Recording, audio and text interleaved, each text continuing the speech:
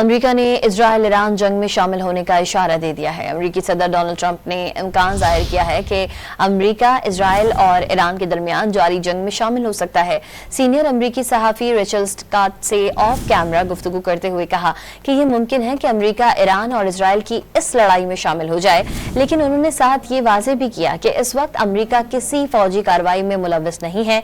Trump ने इस बात पर आमादगी जाहिर की कि ईरान इजराइल जंग में रूसी सदर व्लादिमीर पुतिन अगर सालिसी का किरदार अदा करें तो वो इसके लिए खुले दिल से तैयार है। अमेरिका ने इजराइल ईरान जंग में शामिल होने का इशारा दे दिया है। अमेरिकी सदर डोनाल्ड ट्रंप ने इम्कान जाहिर किया है कि अमेरिका इजराइल और ईरान के दरमियान जारी जंग में शामिल हो सकता है।